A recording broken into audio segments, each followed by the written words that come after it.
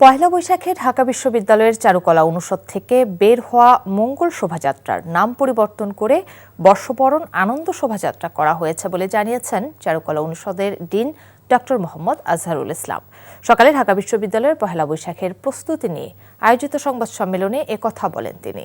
23 March সচিবালয়ে এক সংবাদ সম্মেলনে মঙ্গল শোভাযাত্রার নাম পরিবর্তনের ইঙ্গিত দিলেও ঢাকা বিশ্ববিদ্যালয় কর্তৃপক্ষ সিদ্ধান্ত নেবে ও ঘোষণা দেবে বলে জানিয়েছিলেন সংস্কৃতি বিষয়ক উপদেষ্টা মোস্তফা সরোয়ার ফারুকী। আর পহেলা বৈশাখের 3 দিন আগে নাম পরিবর্তনের ঘোষণা দেয়া হলো। 28টি জাতিগোষ্ঠীর অংশগ্রহণের মাধ্যমে এবারের শোভাযাত্রাটি সবার হয়ে উঠবে বলে মনে করছেন আয়োজকরা।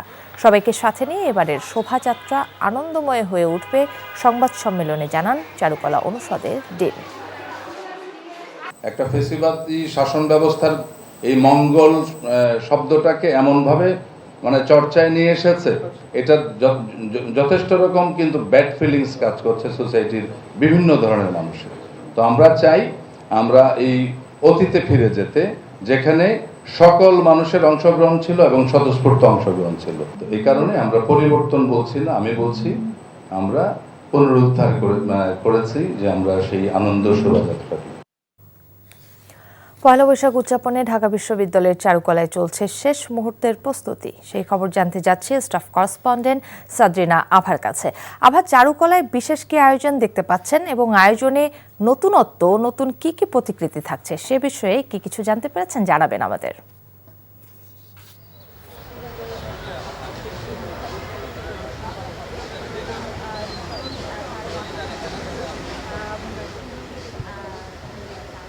কাকলি, আমি এই মুহূর্তে আছি চারুকলা অনুষদের এখানে কিন্তু শেষ মুহূর্তের পয়লা বৈশাখের প্রস্তুতি চলছে।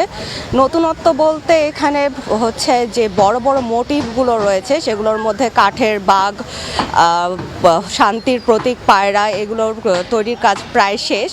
এবং কিন্তু এবার তারা রাখছে যে ফিলিস্তিনিদের নিপীড়িত মানুষের যে প্রতিফলন, সেই প্রতিফলন হিসেবে কিন্তু তারা তরমুজের একটি ফালি, এটা হচ্ছে একটি বড় মোটিভ হিসেবে তারা রাখবেন, যেটা হচ্ছে নিপীড়িত মানুষদেরকে প্রতিফলন হিসেবে দেখানো হবে।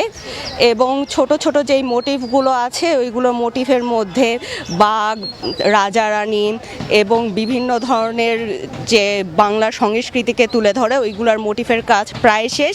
এবং এইবার কিন্তু হচ্ছে বড় ফ্যাসিবাদের মোটিভের সঙ্গে কিন্তু ছোট মোটিভও রয়েছে, সেগুলো 20 থেকে 30টি ছোট মোটিভগুলো থাকবে।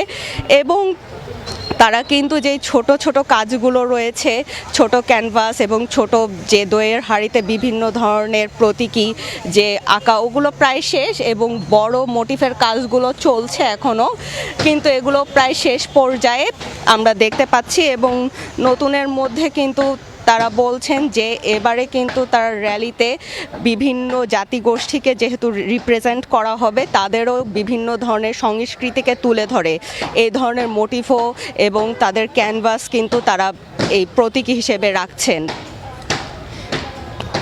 এবার কিন্তু র্যালি প্রচুর জাঁকজমকপূর্ণর মধ্যে হবে এবং ঢাকা বিশ্ববিদ্যালয়ের সঙ্গে কিন্তু বেসরকারি বিশ্ববিদ্যালয় আছে যেগুলো, সেখান থেকে কিন্তু 100 জন শিক্ষার্থীও অংশগ্রহণ করবেন এবং তারা নিজস্ব যে সংস্কৃতি বা নিজেদের মতো করে যে শৈল্পিক ভাবনাগুলো তুলে ধরে কিন্তু র্যালির মধ্যে আসবেন এবং মোটিভে করবেন।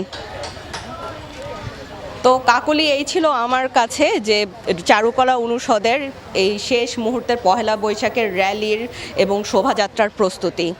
বান্ডেল থাকলে প্রতি সেনমানিতে টাকা বাঁচবে। বিকাশ সেনমানি বান্ডেল কিনে জিতুন প্রতি লেনদেনে।